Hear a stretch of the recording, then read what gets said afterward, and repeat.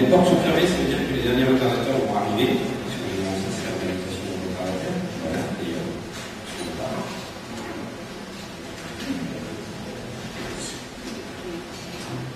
donc je ne me représente pas. Je vais vous parler maintenant de Sun et de l'open source.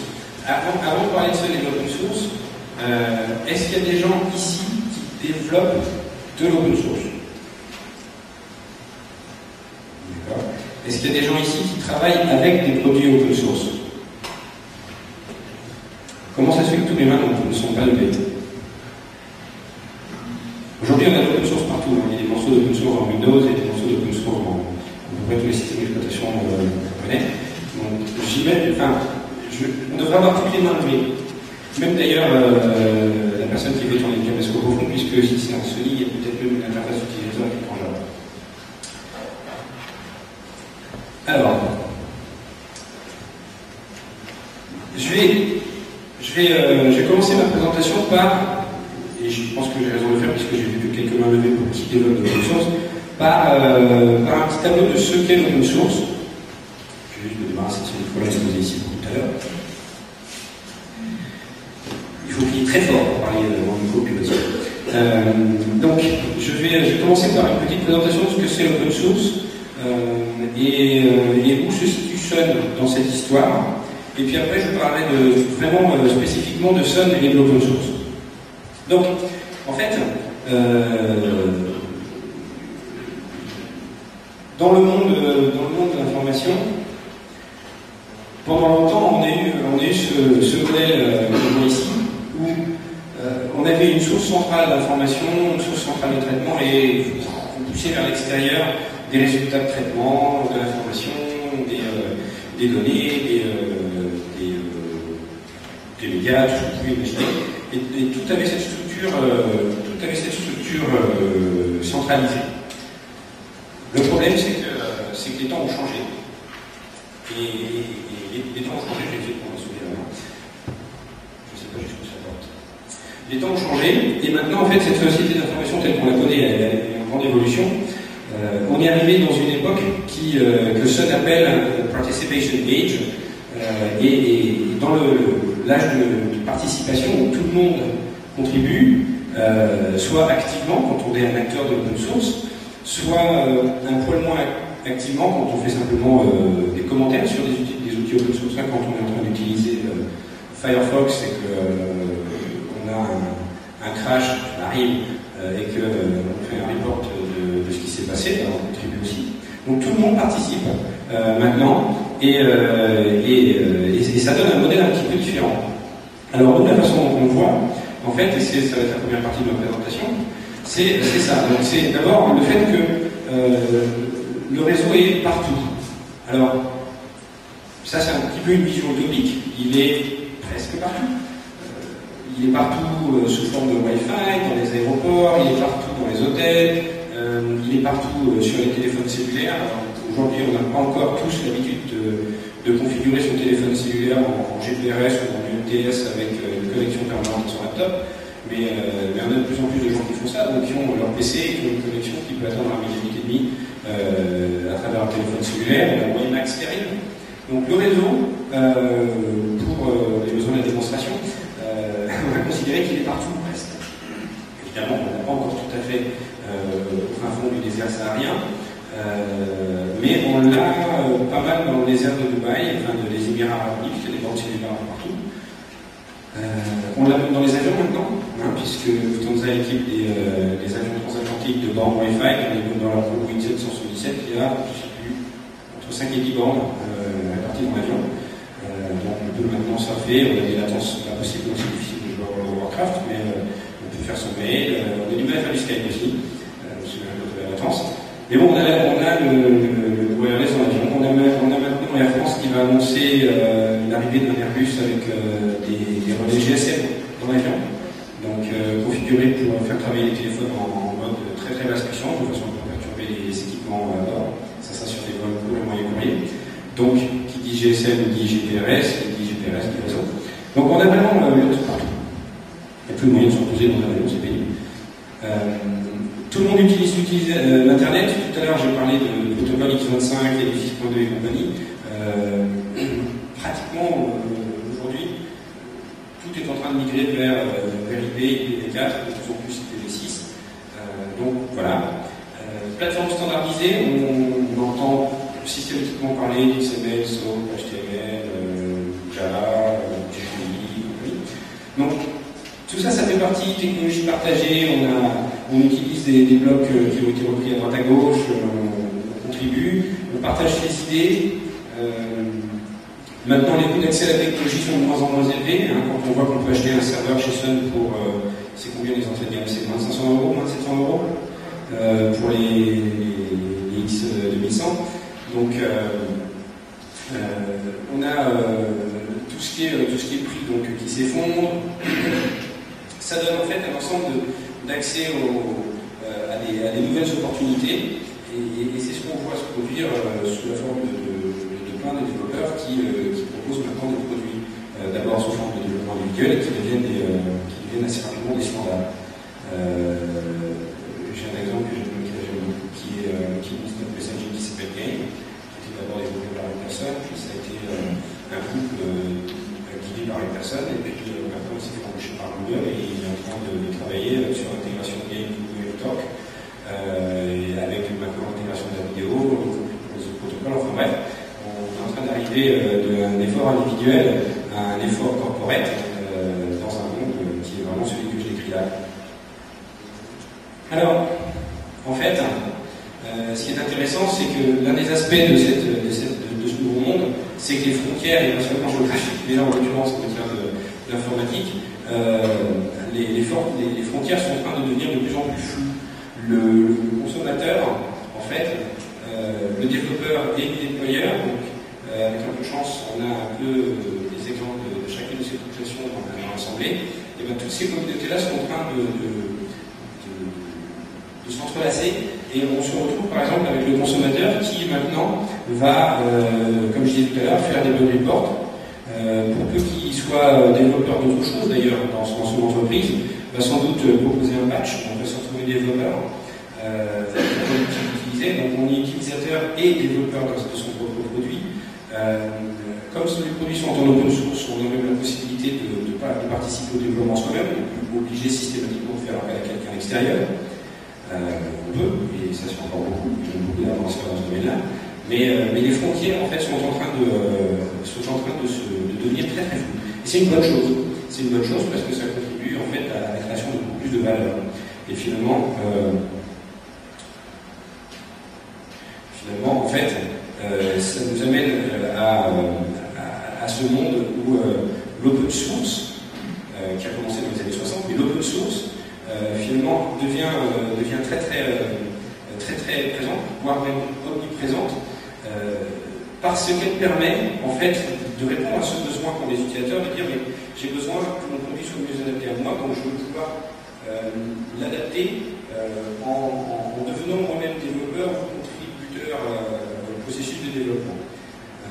D'ailleurs, ça c'est rigolo parce que en tant que moi développeur open source il y a quelques temps, la raison pour laquelle on se retrouve souvent développeur open source, c'est parce qu'on utilise un produit et puis il y a un truc qui ne va pas exactement comme on voudrait, donc on prend code et puis on va rajouter une fonction 2, on remonte le code au développeur, on dit moi je trouve que là c'est un peu mieux comme ça et puis les autres moyens, c'est pas mal. Et on discute avec le board de développement quand c'est collaboratif sur Apache, et puis ça se retrouve dans le produit, donc l'utilisateur devient développeur. Et c'est effectivement le symptôme de cette société de participation. Maintenant l'open source c'est un modèle très apprécié parce qu'il permet cette meilleure adaptation. Alors, l'un des résultats, l'un des aspects qu'on constate finalement, c'est que si on regarde à l'époque des dinosaures, on avait son package logiciel, et quand on achetait son logiciel, qu'on payait d'ailleurs avant même de l'avoir vu sur cette propre machine, on se retrouvait avec un ensemble de choses. Et tout ça c'était packagé, c'était inévitable. On avait le modèle complet, on n'avait pas forcément tout. Hein.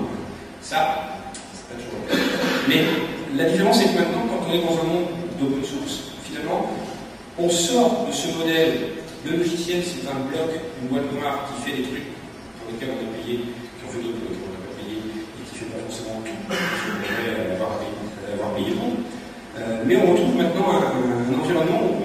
plusieurs aspects, et qu'on va choisir finalement dans ces différents aspects ce qu'on va souhaiter utiliser. Donc, par exemple, est-ce que j'ai besoin du source?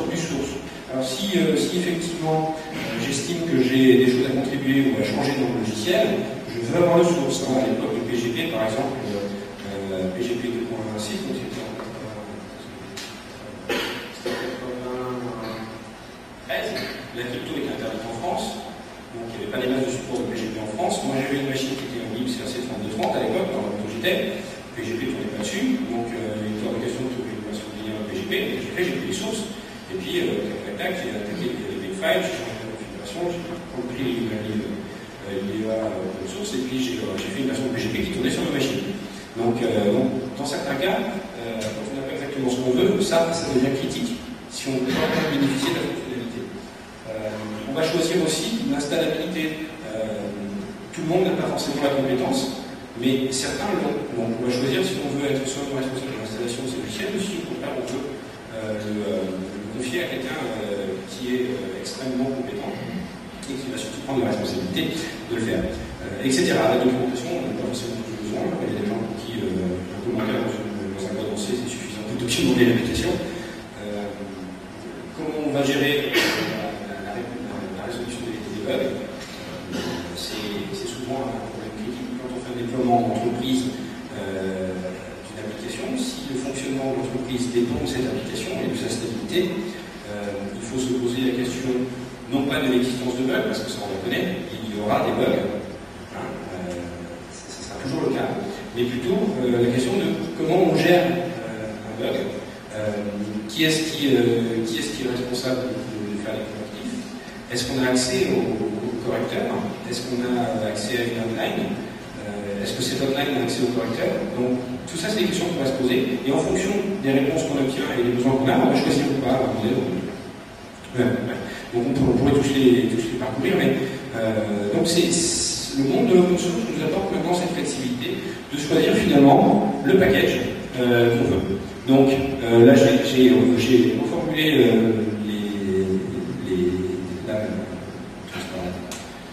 la page d'avant en disant ben voilà, en fonction du type d'entreprise qu'on est, on va choisir finalement un certain nombre de composants qui sont critiques pour nous.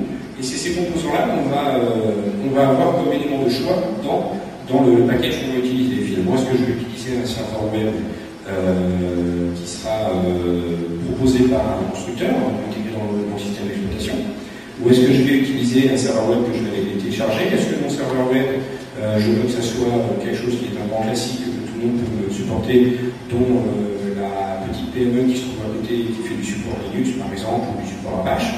Ou est-ce que j'ai envie de performance, je vais me lancer dans Zeus, et puis c'est moi qui vais relever les manches, je pense qu'il y aura un problème. Donc en fonction de ses propres compétences, l'entreprise et du type d'entreprise que c'est, va choisir le package qui lui plaît. Et ça c'est le grand bénéfice de l'open source, c'est le choix. Et la liberté. Donc en fait, alors là j'ai rajouté un petit just. Hein. L'open source, c'est pas qu'une question de finance, c'est pas que une question de coût, c'est aussi une question de liberté de choix. C'est souvent une question de devoir aussi, hein, c'est un devoir de choix. Il y a souvent, quand on fait l'open source, on a trop de choix. Alors si on résume un petit peu comment ça fonctionne l'open source, eh bien, ça commence par une communauté de développeurs. Donc, en général, on a une communauté. Ça peut être un développeur, mais c'est surtout ce qui est important, l'aspect communauté et les dynamiques de la communauté, c'est quelque chose qui va être un élément critique dans l'estimation de la viabilité d'un projet open source. Si vous avez qu'une seule personne qui développe, le risque est assez grand qu'à un moment donné, cette personne fait un job, ou que l'employeur actuel de cette personne dit finalement il y a d'autres priorités maintenant. Donc il faut le prendre en compte. L'avantage c'est que c'est open source, les sources sont disponibles, on peut prendre le contrôle pour quelqu'un d'autre. Mais en général, on va regarder l'unité d'une communauté. Ensuite, on va avoir une base commune de code qui est gérée par cette communauté et dans laquelle cette communauté va en fait contribuer. Donc, on va enrichir la base de code par des contributions de la communauté qui peuvent être des développeurs. Là, on regarde un petit peu après comment une communauté peut se structurer. Et ce qui est intéressant, et c'est là où on va voir que l'open source n'est pas que du gratuit. En fait, le principe, ça va être de générer de la richesse autour de cette base de code. Donc, on va avoir des gens qui vont ensuite trouver des business models, j'en parlerai des business models un peu plus tard, pour exploiter cette base de code commune, gratuite, à laquelle ils contribuent, et on en tirer un revenu. Donc, on va avoir des gens qui vont contribuer sans nécessairement avoir besoin de tirer un revenu, parce que, par exemple, ils contribuent parce qu'ils ont simplement besoin d'avoir ce code-là. C'est mon cas avec PGP. Et puis, j'ai besoin, parce que j'ai besoin d'envoyer un gars en média. Mais, donc, on va avoir des gens qui vont faire ça juste parce qu'ils ont besoin de l'application, et puis on va avoir des gens qui vont contribuer pour améliorer leur propre produit commercial basé sur ce code. Et il y a des contraintes liées à l'application commerciale en termes de licence, j'en parlerai un peu plus tard aussi. Voilà. Et évidemment, donc, une fois qu'on participe et qu'on va générer des revenus autour de ce code, on va avoir une boucle de rétroaction, de feedback, qui sera un cercle vertueux. Ouais. Et on va réinjecter en fait du code dans la base de code commune pour augmenter en fait pour enrichir cette base de code.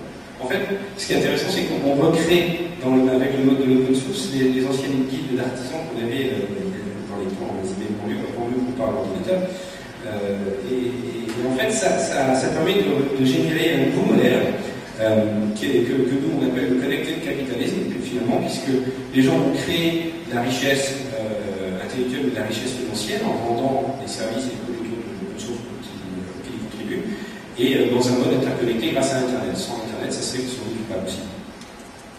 Internet, du coup, à l'époque, quand l'open source a commencé, le mail, puisque au début tout se faisait à travers les réseaux de type publicitaire.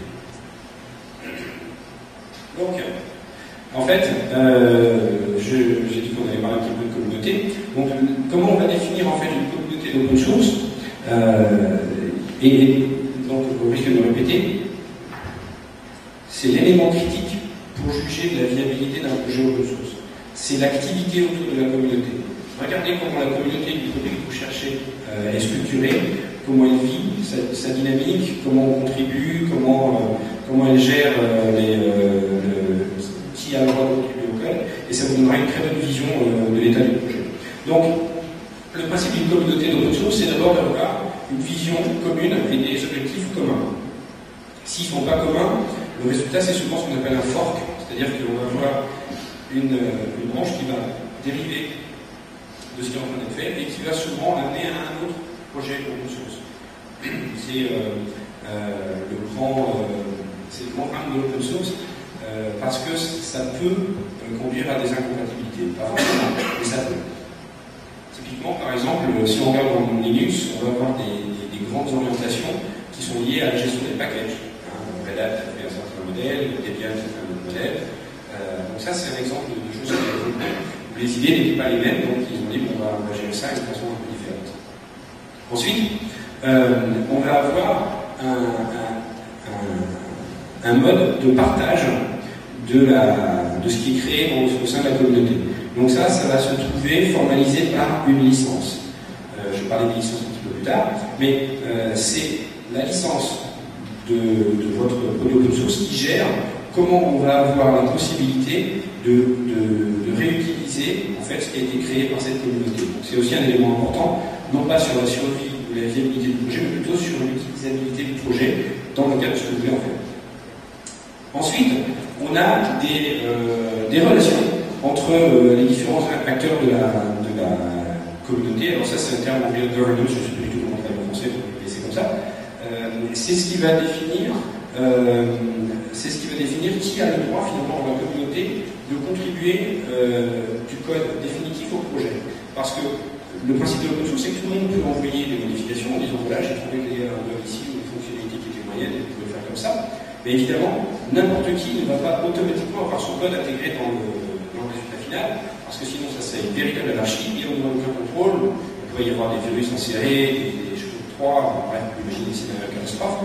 Donc typiquement, on va avoir en fait des gens qui s'appellent les committers, qui sont quelques rares personnes qui ont l'autorité nécessaire à prendre un bout de code qui vient d'un contributeur et de l'insérer à l'intérieur du produit final, tel qu'on le connaît ensuite pour le point de vue utilisateur. Donc ces gens-là, c'est les dieux dans le projet open source, et ils sont très rares. Il n'y en a que quelques-uns, et ils ont une exceptionnellement grande responsabilité, donc c'est sur eux que repose l'intégrité du projet. Typiquement, par exemple, dans le cadre d'Open Solaris, aujourd'hui, tous les committers font partie de Sun.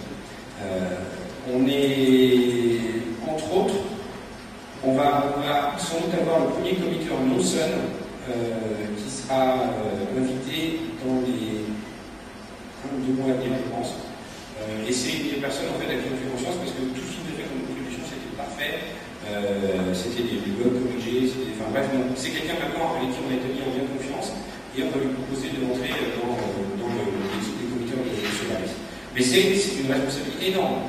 Et en fait, ce qui se passe, c'est que derrière, on garde toujours en interne chez Sun notre comité d'études de code, et donc, bien qu'il soit committer, il va devoir soumettre, comme tous les autres committers internes de Solaris, ces mises à jour au comité d'architecture international. Alors, on peut résumer tout ça en fait par ce graphique. Est-ce que les présentations seront en ligne quelque part? Oui, elles seront en ligne le 10 juillet, donc je ne casse pas la tête à dessiner. Mais le principe général, c'est que c'est suivant. On a une contribution initiale, donc ça peut être un développeur qui se dit je vais faire quelque chose de bien. Ça devient un pool de code disponible. Ça va être utilisé éventuellement par des développeurs, voire des utilisateurs.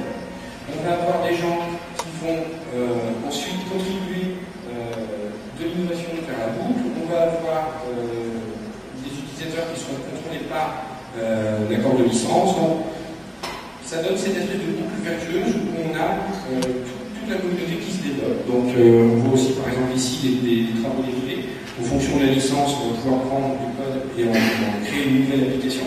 C'est ce que je disais tout à l'heure à propos d'OpenOffice. On peut prendre le code d'OpenOffice, la licence le permet, et créer un produit qui s'appellerait Avocat Office, avec un outil spécial pour générer des clauses de contrat et qui serait vendu à des avocats. C'est ce qu'a fait IBM. On peut prendre le code d'OpenOffice et on peut prendre ensuite l'outil qui va. Ils sont tout à fait droits. Alors, finalement, la question qu'on va se poser, c'est est-ce que le fait d'avoir un accès libre et gratuit aux sources, c'est suffisant? Il y a des gens qui font la plongée ici. Il y en a quelques-uns. Alors, vous avez reconnu, même pour ceux qui ne font pas la plongée, vous avez reconnu la situation ici. Quand on porte sur son dos une bouteille de plongée, on a une liberté qui est quasi totale. On peut aller librement partout. En fait, ces gens-là pourraient très bien décider de partir en ligne droite à partir des côtes françaises, d'aller vers l'ouest et d'aller jusqu'aux côtes américaines. Le seul problème, c'est qu'il faudrait qu'il y ait quand même tous les quelques kilomètres, quelque part, un point avec une énorme bouteille d'oxygène qui puisse remplir leur bouteille de plongée, replonger et continuer leur périple. Donc ils ont effectivement une liberté totale, mais ils sont quand même dépendants d'une infrastructure et de services.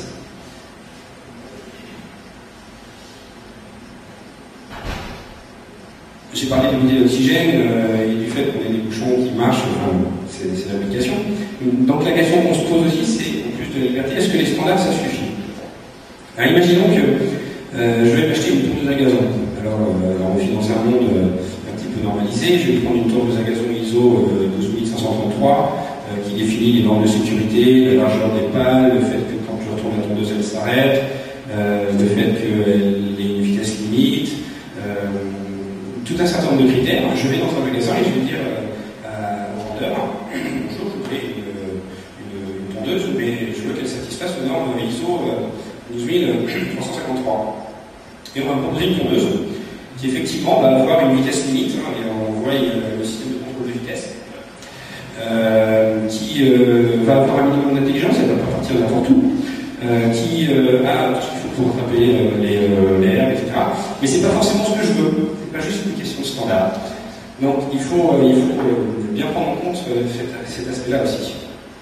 En fait, l'élément clé qu'on va retrouver, donc on va avoir besoin dans un déploiement réel, c'est ce qu'on appelle le service. Et c'est ça qui va faire bien souvent toute la différence.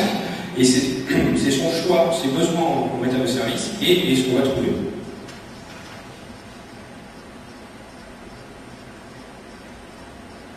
Alors d'abord, une première question, c'est, par exemple, de quoi est-ce qu'on a besoin en matière de service? Est-ce qu'on a besoin d'avoir accès à un call center? J'en ai parlé de call center à Barbalor, parce que si on commence à appeler le 118 818, de nos jours, on trouve sans doute un call center qui doit être assez lointain pour avoir des coûts raisonnables et offrir un service gratuit.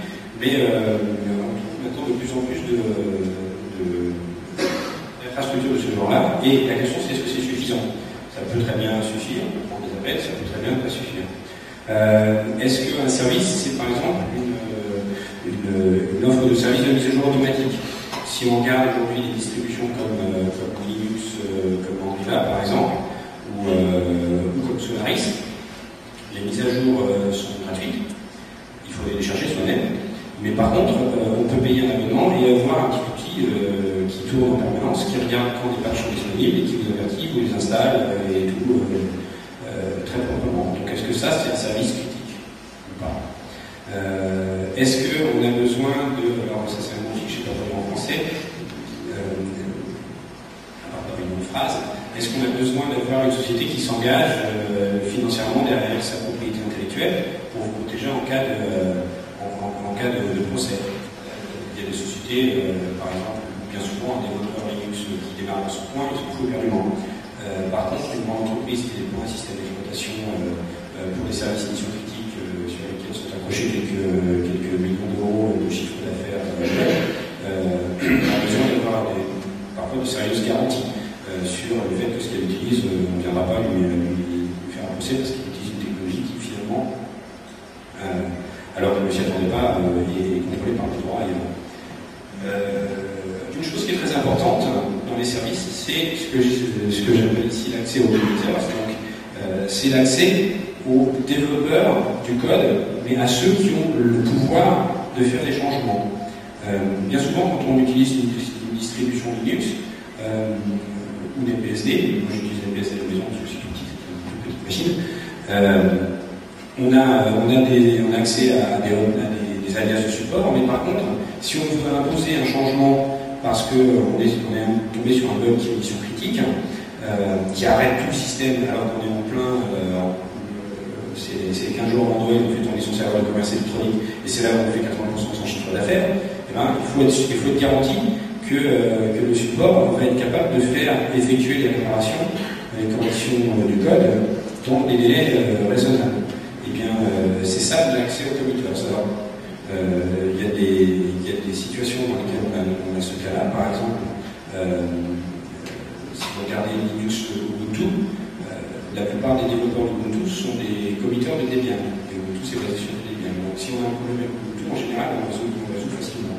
Quand on fait ça chez Sun, si vous contactez Sun en disant j'ai un problème peut-être niveau dans le kernel, évidemment, Sun, c'est la société qui fait Solaris, vous avez directement accès au commuteur à travers le ligne de support technique. Quand vous prenez un Unix de type Red Hat, vous avez accès au commuteur sur toute la partie packaging de Red Hat, mais pas sur le kernel. Donc, bref, cet aspect-là, il faut le prendre en compte dans votre choix de plateforme. Et tout utilisateur de open source peut être amené à se poser cette question-là, suivant l'état de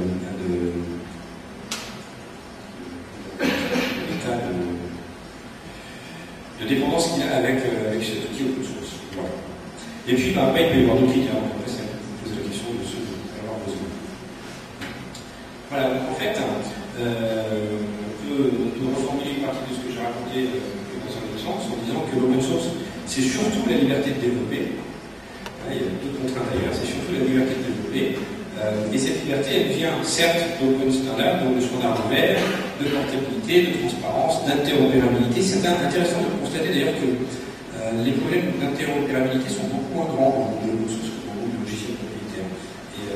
Et c'est pas surprenant en fait. C'est pas surprenant parce que les gens qui font l'open source le font avant tout dans un besoin d'utilisabilité et donc forcément on découle l'interopérabilité. C'est intéressant de voir aussi que dans l'open source, cette liberté est liée à la notion de licence et de disponibilité du code. Donc la licence, c'est aussi une question de liberté. Alors, pour l'instant, j'ai tiré un portrait un peu général de l'open source, donc je vais couvrir un petit peu maintenant la façon dont Sun s'implique dans l'open source. Et je vais, dans cette partie-là, aussi parler de choses un peu plus générales, mais de la façon dont elles ont un impact chez Sun. Donc d'abord, pourquoi en fait, pourquoi Sun est l'open source? Alors, il y a quelque chose qu'on aime bien dire chez Sun, forcément je vais le mettre là-dessus, c'est d'endogène. Voilà. Alors, j'ai dit, les gens qui sont du marketing vont être contents. En fait, c'est surtout parce que c'est quelque chose qu'on a toujours fait. Ça correspond aux besoins de nos clients et c'est parfaitement adapté en fait à la nouvelle génération dans laquelle on avance. Donc c'est endogène, pourquoi? Parce que quand on a commencé Sun, en fait, on a commencé avec un Unix qui était un Unix BSD. Donc pour ceux qui connaissent pas BSD, c'était une dérivation universitaire de Unix développée par Bell Labs, qui a été la même chose à l'époque, et qui a été confiée aux universitaires pour en faire leur propre développement. Donc c'était déjà de l'open source. Ensuite, jusqu'à présent, tout ce que Sun a fait, le modèle de Sun, c'est dire on utilise des choses qui existent, des standards qui existent. Si ça n'existe pas, on crée, et si on crée, c'est pour que tout le monde puisse l'utiliser. Donc typiquement, NFS, qu'on a publié sous forme d'open source, donc on a maintenant des implémentations tout à fait libres depuis le début d'NFS. En fait, si vous allez sur sunsource.net, vous allez voir toutes les contributions, elles sont toutes listées là, de Sun, les contributions, pas juste le produit open source, mais les contributions à l'open source. Vous allez voir qu'on fait énormément de choses autour de GNOME, toute la partie, par exemple, accessibilité pour personnes à mobilité, etc. C'est Sun qui a contribué au projet GNOME. Pourquoi? Parce que si on voulait pouvoir vendre GNOME au gouvernement américain, il fallait que ce soit à la hauteur de Microsoft Windows, puisque c'est ce qui leur sert malheureusement de référence au niveau de l'accessibilité. Donc on a énormément contribué au projet GNOME en matière d'accessibilité. On n'est peut-être pas au même niveau que nos concurrents maintenant, parce qu'autour de Windows, il y a tout un tas de produits qui sont greffés, qui viennent rajouter dans les API d'accessibilité, par exemple la lecture de texte, des choses comme ça, mais on a amené à GNOME tout ce qu'il lui faut maintenant pour permettre à des gens comme vous de développer, ou pour ceux qui ont déjà des applications Windows, de porter des applications de type reconnaissance vocale ou autre lecture braille dans les environnements de type GNOME. Donc, en fait, ce qui est assez intéressant, et je ne sais pas si c'est quelque chose que vous savez, mais Sun est le plus gros contributeur mondial au monde de l'open source. C'est assez surprenant, surtout quand on voit avec quelle facilité la communauté open source régulièrement on tire à des poulets dessus, souvent en cause de Java d'ailleurs, mais nous sommes vraiment le plus grand contributeur mondial à l'open source. Donc, allez jeter un coup d'œil sur sunsource.net, vous allez voir l'ensemble des choses que l'on a contribué, pas juste nos produits, donc vraiment des choses dans le milieu Unix, des choses autour de GNOME, des choses des protocoles, il y en a une part. Alors, puisque finalement, chez Sun, on se dit que l'open source, maintenant qu'on le fait, comme M. Jourdan faisait la pause sans le savoir depuis le début, ou presque, on a décidé de structurer notre société autour de cette idée-là. Donc je terminerai ma présentation en fait par une page qui explique les efforts à faire pour structurer sa société de façon à devenir une société profitable autour de l'open source. C'est pas exhaustif, mais c'est quelques idées qui s'appliquent à Sun entre autres.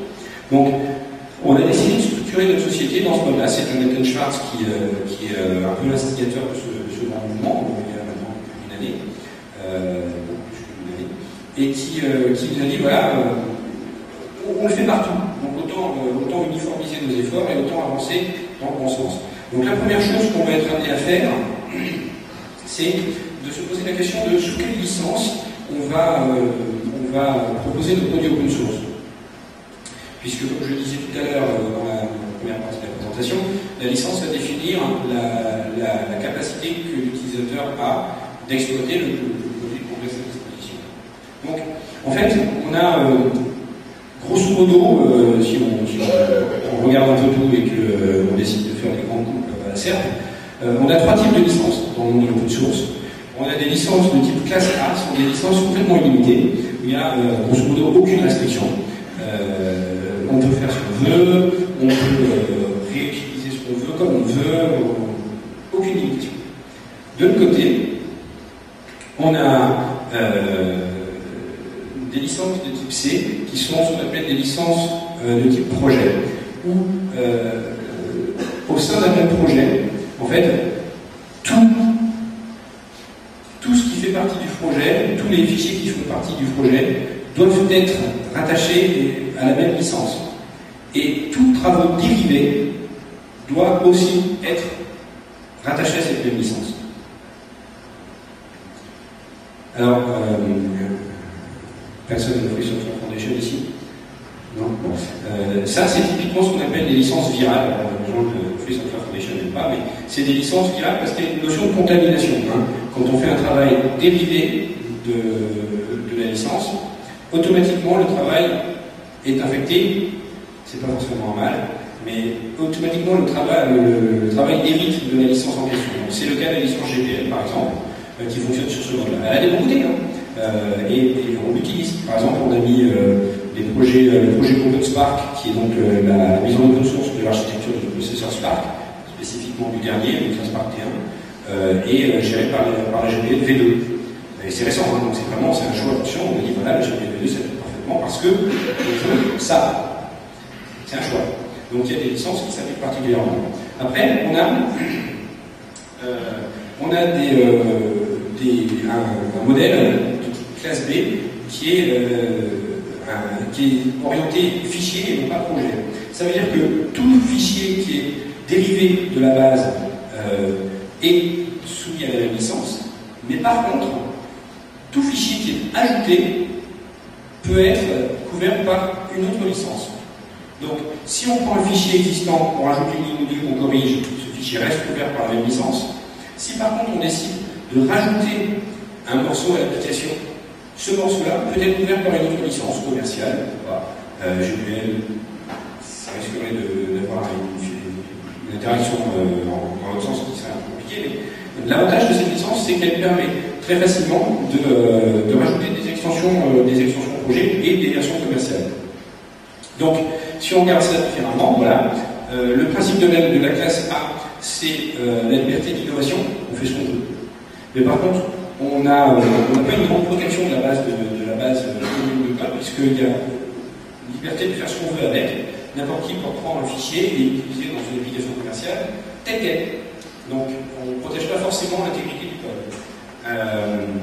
La licence C, elle est assez intéressante parce que ça permet l'expansion virale, comme je le disais, de la base de code. Mais par contre, le développeur qui va utiliser une application qui connaît par une licence de classe C va être contraint dans l'exploitation qu'il va en faire. Il va être obligé d'utiliser dans un cadre de type classe C. Donc ça peut être un élément gênant. Les licences de type B, en fait, essayent de faire un petit peu l'équilibre entre les deux. Donc on protège la base commune de code, puisque ce qui était dans la base commune de code reste soumis à la licence, mais on permet de faire des travaux dérivatifs qui ont toute liberté de licence. Alors, c'est comme ça que pour ça, on pense que c'est la licence qui est la plus souple pour la plus grande partie des gens. Ça ne veut pas dire que c'est la seule qui soit intéressante. Donc nous, du côté Sun, en fait, comme je disais, on a OpenSpark qui est licencié avec ce genre de licence-là. On a créé une licence qui s'appelle CDDL, quelque chose, qui est dérivée en fait de la licence Mozilla. Dérivée pourquoi? Parce qu'en fait, la licence Mozilla, il lui manquait une chose. Elle ne protégeait pas le développeur de code contre des attaques légales faites contre le code qui est dans la base commune. Donc, on pensait que ça c'était un petit peu gênant pour permettre aux gens de faire des développements commerciaux. On a rajouté dans la licence CDDL par rapport à la licence Mozilla cette notion de protection vis-à-vis du code, protection légale. Et puis, il y a une autre chose aussi, c'est que la licence Mozilla s'appelle la licence Mozilla. Pour une raison simple, c'est que dans le vocabulaire, on fait référence à la fondation Mozilla. Et ça, c'était pas très drôle pour les gens qui ne sont pas la fondation Mozilla. Donc, on en a fait une version générique. On a remplacé Mozilla par la partie donc, on a fait une version générique de cette licence. Donc, on l'a appelée CDDL. Et ce qu'il faut voir, c'est qu'on est en train maintenant de travailler avec les communautés open source pour arriver, en fait, parce qu'il y a plein de sociétés qui ont fait ça, qui ont fait des licences à eux, qu'ils appellent la licence X ou la licence Y, ils ont remplacé Mozilla par X ou Mozilla par Y. Donc, on est en train maintenant de travailler sur une version complètement générique qui sera, je pense, très très fortement basée sur la CDDL, qui, donc, je dis, est assez fortement basée sur la licence Mozilla. Et qui devrait amener à quelque chose qui aura peut-être moins Etiquetson, mais qui sera tout aussi satisfaisant pour nous, puisque ce sera basé sur le truc. Cette licence CDDL, elle est validée comme une licence open source par Oasis, donc on est assez content, puisque n'importe qui peut l'utiliser, et dire qu'il y a des licences CDDL, où je suis propriétaire du code et voici ce qu'on peut faire avec. Alors, maintenant qu'on a parlé de licence, donc la licence définit ce que l'on a le droit de faire du logiciel. Donc comme on a le droit de le vendre, on a le droit de faire de l'argent dessus. Alors, puisque c'est la mode de parler de Web 2.0, je suis toujours pas très sûr de savoir exactement ce que c'est que le Web 2.0 par rapport au Web normal, puisque ça reste du Web, mais les marketeurs sont dans le cœur joueur. C'est pas comme quand on parle de IPv4 et IPv6, où là il y a vraiment une différence. Technologies différentes, Web 2.0. Bref. Donc on a aussi inventé des termes de marketing qui vont bien. Et donc on a le software market 1.0 qui était le modèle ancien où le but du jeu en fait c'est que quand on achetait son mainframe, on avait en général des applications à bord. On achetait une grosse boîte qui faisait tourner un certain nombre de choses. Donc ça correspondait à une époque, vous ne savez pas faire autre chose. On a évolué vers un marché en fait que j'appelle le software market 2.0, où on a les systèmes informatiques, donc le hardware et les applications qui sont séparés, mais on achète quand même un peu tout ça. Donc on achète son ordinateur, et puis ensuite on choisit ses applications, ou inversement, on choisit ses applications, et ensuite on choisit le système informatique, mais on achète les deux séparément, et on paye surtout au moment de l'acquisition. Donc, qui peut se faire de nombreux mois avant le déploiement réel et l'utilisation, et surtout avant le retour sur cet investissement. Et malheureusement, c'est un peu le mode dans lequel on est la plupart du temps aujourd'hui. Et donc, on évolue maintenant vers le software market version 3.0, où on va choisir en fait sur son hardware qu'on a en place le logiciel, les fonctionnalités et la qualité d'assemblage, la qualité d'assemblage vraiment telle qu'on en a besoin. Et puis, on va payer surtout au moment, en fait, où toute cette chaîne va générer de la valeur. Donc, par exemple, on va payer au moment où on a des utilisateurs qui se connectent sur son portail électronique. On va payer au moment où on demande à son infrastructure de calcul d'effectuer une boucle de calcul pendant 3 heures. On va payer au moment où le call center reçoit ses appels et que le logiciel commence à les archiver.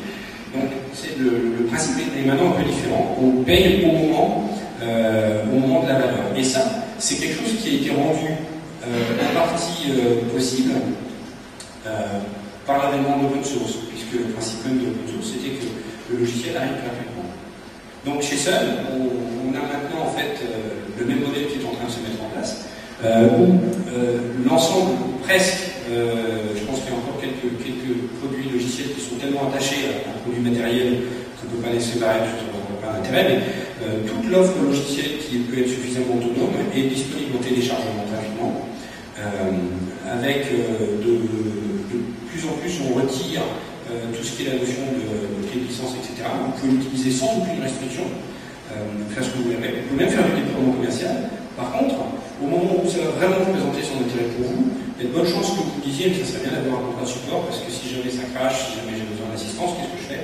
Et à ce moment-là, quand vous êtes dans la phase où ça va vous rapporter de l'argent, donc quand c'est dans la phase intéressante pour vous, vous allez être plus en mesure de de payer pour un service qui est de la valeur pour vous, et c'est à ce moment-là qu'on vous proposera de le faire. Donc, sous forme de contrat de maintenance, de support, voire d'intégration, forcément l'intégration. Je vais dire quelque chose là.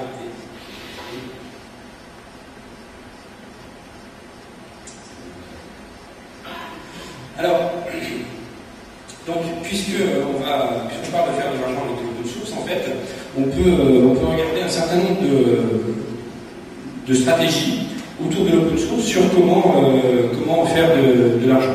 Donc là, je les ai un petit peu mis autour d'un cercle, et je vais donner en fait, je ne vais pas trop parler en détail de cela, parce que dans le transport d'après, je parle de la façon dont ça implémente. Vous aurez ce cercle-là de toute manière dans la présentation en ligne, mais sachez donc qu'il y a plusieurs façons. Il y a la possibilité de support, de faire un produit commercial ou autre. Et donc, côté Sun, par exemple, ce qu'on fait, c'est, exemple typique, StarOffice, OpenOffice, donc on utilise la productisation. OpenOffice, on le développe en open source, c'est gratuit, on peut l'utiliser, faire ce qu'il veut avec. La licence permet toute réutilisation, y compris commerciale. Et dans le cadre de cette licence, Sun fait une utilisation commerciale de base OpenOffice en proposant un produit commercial qui s'appelle StarOffice. Alors, le produit commercial, aujourd'hui, StarOffice, il est vendu. Il va sans doute évoluer, en fait, vers un modèle un petit peu différent, qui sera plus proche de celui d'OpenOffice. Je pense, on n'est pas encore là, donc c'est pas une annonce que je fais, mais je verrai bien StarOffice évoluer vers un modèle complètement gratuit. Et ce qu'on fait avec StarOffice, c'est-à-dire proposer du support, l'intégration, la formation, etc. Ensuite, on a des produits complètement gratuits, donc, comme NetBeans et Java Studio, qui n'est pas vendu, mais qui est téléchargeable gratuitement. Et par contre, derrière, on travaille sur tous les aspects licence. NetBeans, lui, reste un produit gratuit et qu'on propose en fait aux gens, comme nous, de customiser en un produit commercial. Voilà. Donc, Solaris basé sur OpenSolaris, même chose, productisation et support. Et puis la nouvelle offre de Sun qui est SunGrid, qui est basée sur Grid Engine, qui est un produit open source, qui est disponible pour source, etc. Et là, c'est pas Grid Engine qu'on vend, en fait, c'est le service. Donc en fait, on déploie nous-mêmes une grid et on déploie le service autour de cette grid. Donc vous voulez faire un calcul, vous avez besoin de 2500 CPU pendant 3 heures, et bien ça va vous coûter 2500 x 3, $7000 pour faire votre calcul. 2500 $, ouais. Quelque chose comme ça. 2500 $ pour faire votre... je n'ai plus fait les calculs, 7500 $ pour faire votre calcul. Donc on ne va pas vendre le logiciel open source lui-même, vous pouvez le prendre, le télécharger, l'utiliser à souhait. Par contre, ce qu'on vend, en fait, c'est le fait d'avoir déployé cette infrastructure pour vous, parce que vous n'avez pas forcément la possibilité de déployer plusieurs milliers de nœuds dans un data center. Nous, oui. Et par contre, quand vous avez besoin de faire vos calculs, c'est pas forcément à longueur d'année. Donc, vous allez prendre un slot sur le data center, une certaine quantité, et vous allez faire vos calculs. Voilà. Donc, typiquement, un résumé de ce qu'on fait, c'est le résumé de ce que j'ai raconté plus tôt, donc dans les types de modèles, customisation, déployer des services, faire un produit ou du service, vendre un abonnement. Toutes les options sont disponibles. Sun choisit l'option qui convient mieux en fonction du type de produit et du type d'utilisation qu'on imagine. Voilà. Donc, côté stratégique, donc qu'est-ce qu'on fait au niveau de l'open source? Donc, premièrement,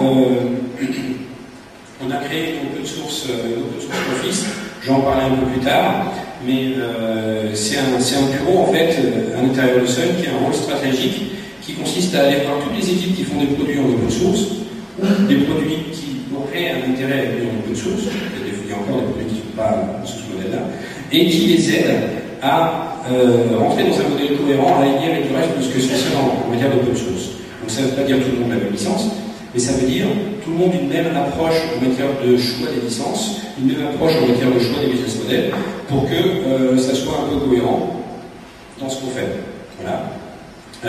Ensuite, on s'implique énormément dans des projets open source à l'extérieur de Sun. Donc, je vous ai déjà parlé de GNOME, de tout ce qu'on a fait dans GNOME. Le dernier GDM, par exemple, le login manager de GNOME, à partir de la 2.14, va intégrer des fonctionnalités qui étaient nécessaires pour permettre la virtualisation du poste de travail et l'utilisation dans le cadre des sonneries. Typiquement aujourd'hui, quand vous avez un sonnerie qui est sous GNOME, il faut bricoler, c'est un patch pour faire interne le display manager, de façon à ce qu'il gère cette virtualisation du login screen. Et bien, dans les nouvelles versions de GNOME, tout ça, ça sera intégré, et ça veut dire que GNOME en standard prend tourner sur une machine avec des sonneries et des terminaux virtualisés. On travaille avec OASIC, IETF, le World Wide Web Consortium, on travaille avec Apache, bref. On travaille aussi à guider des communautés existantes qui font des choses qui sont d'un intérêt pour nous. Donc il y a des communautés pour lesquelles on ne développe pas parce qu'on n'a pas forcément les compétences, mais on va financer des développeurs, on va financer des machines. Par exemple, le BSD, malgré l'attitude de Théodorat, qui est le chef de file du BSD, on leur donne des machines qui puissent faire le portage sur Spark. Donc ils ont tout ce qu'il faut pour le faire. Donc ça, c'est pas du développement, mais par contre, on finance la communauté open source.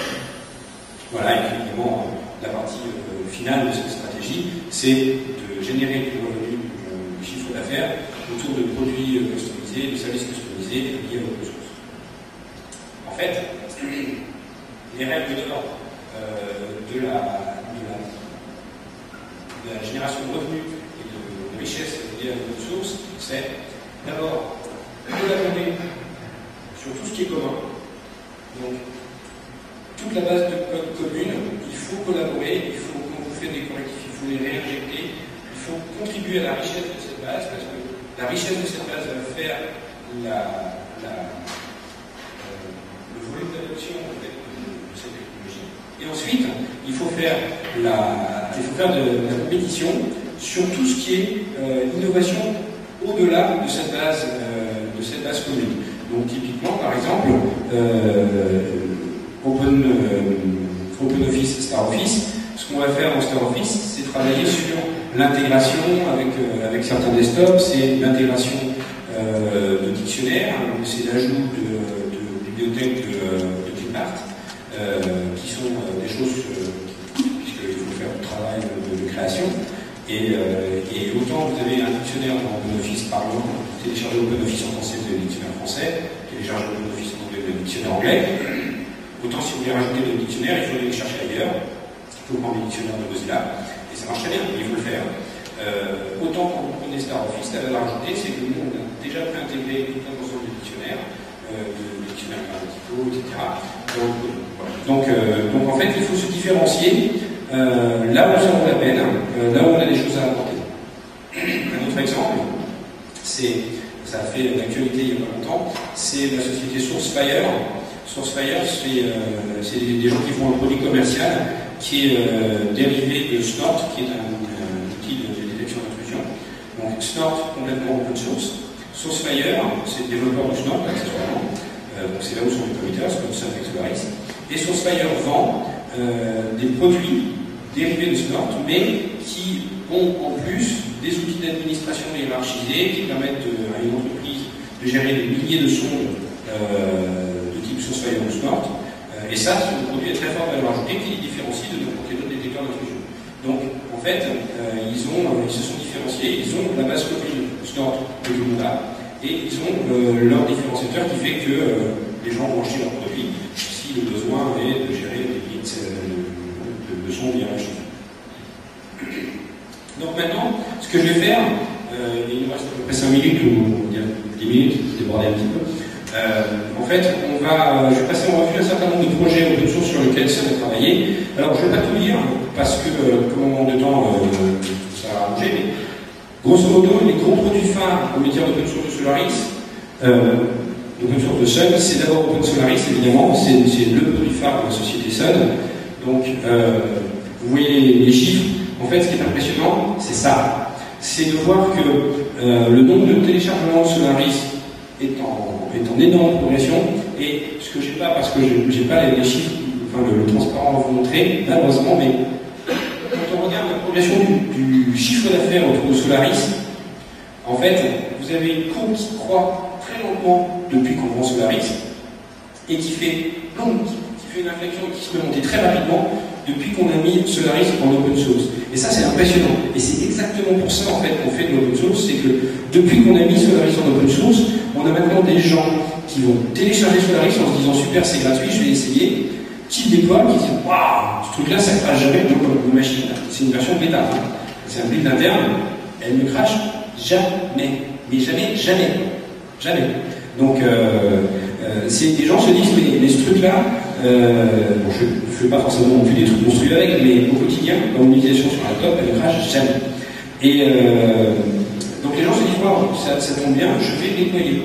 Et évidemment, après, quand on commence à parler de déploiement, la question qui se pose, c'est j'ai besoin de quelqu'un derrière moi au cas où ça part en carafe, j'ai besoin de support, etc. Donc effectivement, le résultat, c'est qu'on a du chiffre d'affaires qui est généré autour de Solaris, qui est en plus forte progression depuis que notre OS est gratuit qu'avant. Ceci dit, avant, il était quand même plus gratuit, parce que quand on achetait une machine Spark, on avait la licence intégrée dans la machine pour Solaris, on avait un Solaris avec, et on vendait Solaris sur x86, donc on en vendait très peu, ça nous faisait très peu de revenus de toute manière. Donc, on n'a pas vraiment diminué le revenu de licence lié aux ventes de Solaris, on a surtout augmenté énormément le revenu en matière de support et de service. Donc maintenant, effectivement, si on part de l'ancien modèle, la façon dont on génère de l'argent pour Solaris, c'est en matière de service, principalement en matière de service, et on propose évidemment à tous nos partenaires d'aller prendre des parts dans le gâteau en matière d'application et de service, puisque maintenant que l'OS est en open source, on a tout un tas de sociétés qui sont tout à fait capables d'apporter des services d'intégration, customisation, etc. Ce qui est assez intéressant, et Monsieur Open Source France qui arrive chez Sun. Donc, ce qui est intéressant en fait maintenant, c'est que, je ne sais pas si j'avais pas marqué dans mon slide avant, mais l'un des aspects, tout à l'heure je parlais d'un des aspects qui montrait la viabilité d'un projet open source, c'était la communauté, c'est le nombre de travaux dérivés, etc. Si vous regardez Solaris, Open Solaris, aujourd'hui, il y a au moins 3 autres distributions de Solaris qui existent. Donc vous avez Shix qui est une distribution de Solaris directe, donc c'est une distribution normale. Quelqu'un qui s'est amusé à prendre le kernel, tout ça, et le packager avec un installeur un peu différent. Mais le résultat final, c'est un Open Solaris qu'on connaît, juste packagé différemment. Et vous avez une autre distribution qui s'appelle GNU Solaris, où là, les développeurs ont fait quelque chose d'assez rigolo. Ils ont dit, voilà, le kernel Solaris, super, top, stable, machin, tout ce qui va bien. Donc on va l'utiliser. Mais par contre, ça manque un peu cruellement d'applications aujourd'hui. Donc on va prendre toute la base d'applications Debian et on va toutes les porter sur ce kernel-là avec le package manager Debian. Et donc, si vous prenez GNU Solaris, vous avez une distrib qui ressemble à s'y méprendre à un Debian, environnement Debian avec tout le packaging, les applications que vous connaissez, mais sur un kernel qui n'est pas le kernel Linux, mais sur un kernel Solaris. Donc, avec des traces, avec les zones, avec le file system ZFS, avec tout ce qui est dans Solaris, des rôles d'administration par rôle, donc plus besoin d'avoir un utilisateur root qui détruit toute la machine. Si vous tapez rl-rf / espace TMP, comme ça m'est arrivé. Donc ça devient assez intéressant de voir comment la communauté autour de Solaris évolue. Et moi j'aime beaucoup, moi, pas que moi d'ailleurs, nous, chez Sun, on est très contents de voir arriver des distributions de ce type-là, parce que ça montre effectivement l'intérêt, ça montre que les gens vont exactement faire ce qu'on attend du monde de l'open source, c'est à savoir je prends un produit qui existe et je le fais évoluer pour qu'il soit encore plus adapté à mes besoins. Voilà. Après, l'autre produit qui est tout aussi phare d'ailleurs, c'est OpenOffice, avec des développements maintenant dans l'administration française. J'ai appris récemment que le bureau Veritas, par exemple, est en train de virer vers OpenOffice. C'est pas une information en termes de Sun, je ne sais pas si elle est confidentielle, ça m'a été donné à l'extérieur. On a l'Oasis qui a standardisé, qui a adopté comme standard un document ouvert au format OpenDoc. Du coup, la Commission européenne a demandé à ce que tous les documents officiels soient en format OpenDoc. Le gouvernement de Massachusetts aussi. de canaux qui sont en train de se faire et ça avance très très bien. Voilà. Au niveau type développement, donc, on propose NetBeans, là encore, complètement open source, téléchargeable, avec une communauté de développeurs qui est énorme, hein, 300 000 membres sur la mailing list, 300 000. Donc c'est assez intéressant. C'est évidemment ensuite évoluer en produit commercial dans le sens pour lequel Sun tirera de revenus en matière de services, en l'occurrence, avec Java Studio. Autre mise en open source, c'est les processeurs OpenSpark. Alors là, ce qu'on a fait, en fait, bon, Spark, c'était déjà quand même pas mal ouvert, puisque les spécifications, c'était un standard I3E, donc vous pouviez très bien acheter le livre I3E Spark, et lire le doc, et créer un processeur de toutes pièces, bon, ça demandait pas mal de boulot, mais qui implémente le jeu d'instructions Spark. Et ça, c'était disponible, c'était un standard. Et donc, on trouve déjà des implémentations Spark faites par des gens comme Fujitsu et autres, qui implémentent le jeu d'instructions I3E correspondant. Là, ce qu'on a fait avec l'UltraSpark T1, en fait, c'est qu'on a publié en fait des choses Verilog. Alors Verilog, pour ceux qui ne sont pas connaisseurs, c'est un langage qui permet de décrire du silicium. Donc en fait, avec ces sources Verilog, on va pouvoir, à condition de disposer d'une usine, d'une fonderie de silicium, et des calculateurs qui vont bien, directement utiliser ces sources pour ensuite construire un processeur autonome. Alors, ce qu'il faut voir, c'est que on ne dit pas aux gens ici, prenez ça et faites vos processeurs, parce que c'est assez compliqué de faire un processeur. Mais par contre, ce qui est intéressant, c'est qu'on trouve maintenant des universités qui vont baser leurs cours d'architecture de système sur le processeur Spark. Donc les étudiants, en fait, quand ils vont regarder comment on construit un processeur moderne, et eux, ils ont des outils qui permettent de prendre du source Verilog, d'afficher, de manipuler, ils vont travailler avec les processeurs Spark. Ce qui va sans doute se passer d'ailleurs, c'est qu'on va dans quelques temps avoir des universitaires qui vont dire ouais, là, par exemple, dans votre algorithme Montgomery utilisé par le calcul modulo de votre processeur, vous avez un truc qui est optimisé, si vous le faites comme ci, vous allez voir, vous allez gagner encore 5% sur les générations de RSA. Donc on s'attend à ce genre de feedback et on va être très content. Donc c'est un intérêt pas négligeable. Et ça, c'est licence GPL. On n'est pas contre la GPL. Il y a des très bons domaines d'application. On travaille d'ailleurs même beaucoup avec la FSF sur la V3 pour essayer d'en faire un modèle applicable aussi dans d'autres cas, dans certains cas. Voilà.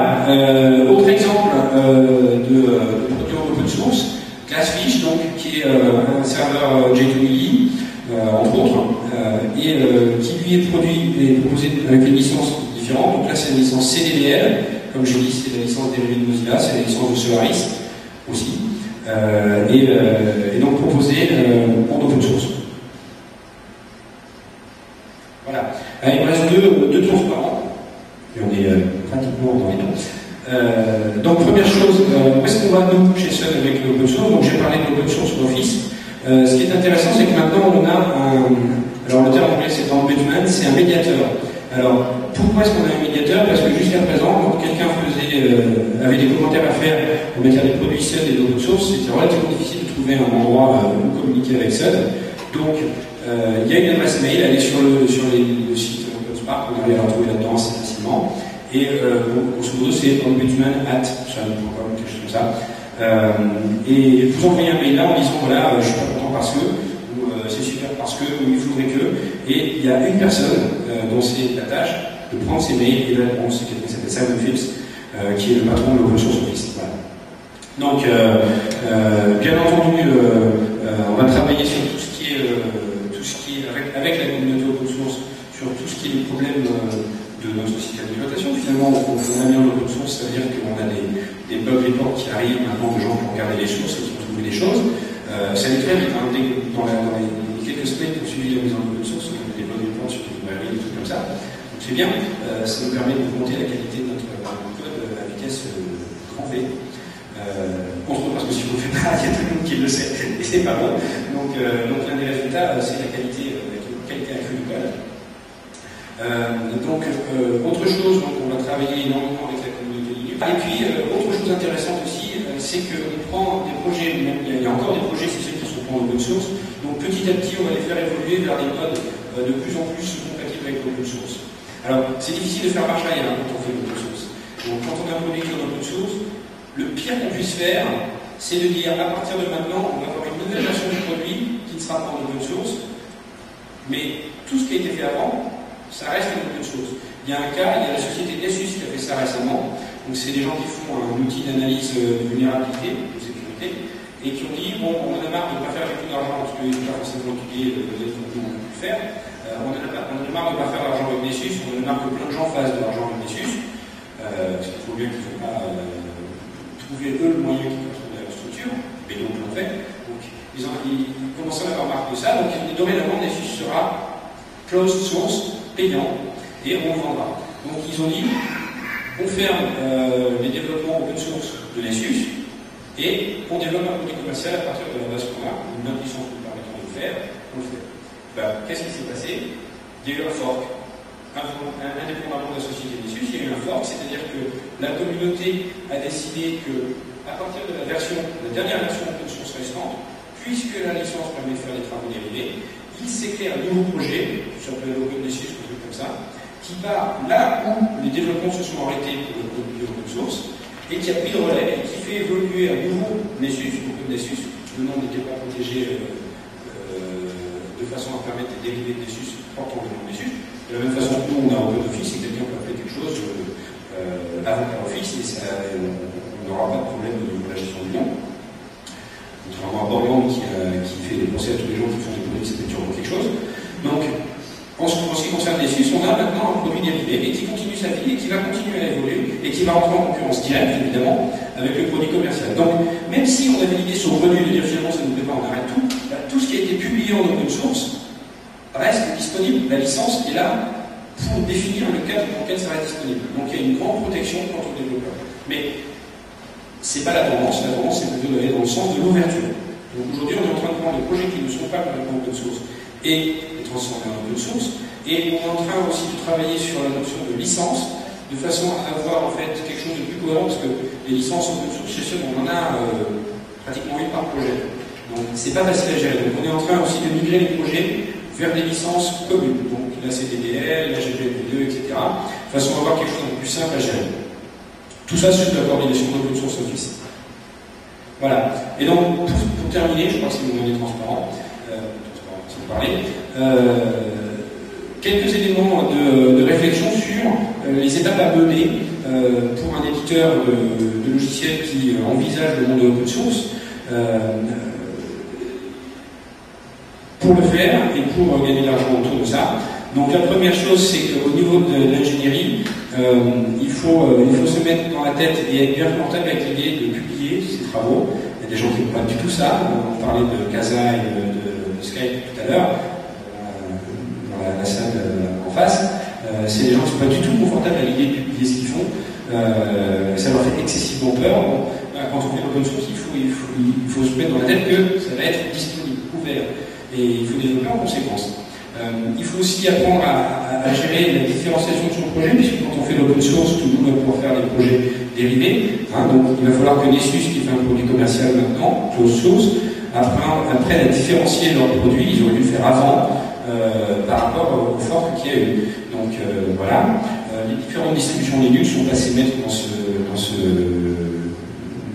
cette activité-là, puisque chacune a des éléments différenciateurs. On a Ubuntu qui est la facilité d'utilisation, on a Mandrake, Angular maintenant, qui est pour moi une des meilleures distributions pour tout ce qui le contient et toute l'intégration. On a Red Hat qui est SUSE, qui sont très orientés utilisation d'entreprise, etc. Ensuite, il faut bien entendu regarder l'aspect communauté au sens large, pas juste la société et son équipe de développement, mais l'ensemble de la communauté externe. Donc typiquement, c'est ce qu'on est en train de commencer à faire avec Solaris, puisqu'on va ouvrir la porte aux committers externes. Ça, c'est super compliqué à faire, surtout dans une boîte comme ça, parce qu'à l'origine, on n'est pas structuré pour, donc ça demande un effort. Et puis, il faut aussi être un bon berger, c'est-à-dire que pour que le projet vive, il faut qu'il y ait une ligne directive faire. Il faut qu'il y ait des objectifs qui soient bien définis, parce que sinon on ne sait pas n'importe où et puis ça avance jamais. Ensuite, il va falloir apprendre à faire de l'argent. Donc il va falloir trouver des... il va d'abord communiquer sur ses produits, expliquer pourquoi ils sont différents, expliquer ce qui est leur intérêt, trouver des partenaires qui vont aussi contribuer à l'écosystème financier autour du produit. Donc choisir en fait un petit peu ce qui va faire que vous allez gagner de l'argent dessus. Et puis, il y a le management avec qui il faut discuter, parce que pour le management, c'est souvent un énorme casse-tête. D'abord, par exemple, on avait les vendeurs. Alors les vendeurs, ils vendent des produits. Bon, quand ils sont leur commission, c'est un pourcentage sur les ventes de produits. Quand le produit est vendu zéro, le pourcentage il est assez facile à calculer, mais il est énervant. Donc il faut trouver des modèles différents. Il faut pas forcément. D'abord, on vend plus les produits, on vend les services. Et ça, l'avantage du service aussi, c'est que c'est une énorme valeur ajoutée. Donc c'est pas inintéressant. Il faut aussi, au niveau du management, apprendre à gérer toute la notion de propriété intellectuelle. Maintenant que le code est public, il faut savoir comment on gère ce qui vous appartient et qui est visible par tout le monde. Un livre, par exemple, c'est la propriété intellectuelle de l'auteur, et c'est visible par tout le monde. Il faut savoir protéger ça.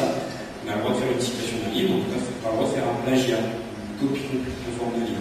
Donc il faut apprendre à gérer ce genre de choses, donc de gérer la propriété intellectuelle. Il faut apprendre à gérer les licences. Il faut travailler avec des gens que personne n'aime, des avocats, parce qu'ils deviennent nécessaires dans la survie de l'entreprise. Il va falloir protéger sa propriété intellectuelle. Il ne faut pas se rater dans le modèle de licence, donc il faut travailler avec des gens de ce métier. Et puis évidemment, il faut que le management soit d'accord. Si vous avez des gens qui font de l'open source et que le management reste persuadé qu'il faut vendre des produits propriétaires, il y a une énorme fracture entre les deux, un schisme, et ça se passe très mal. Voilà. Donc maintenant, en fait, on a un peu débordé de 10 minutes. Je vais prendre quelques questions.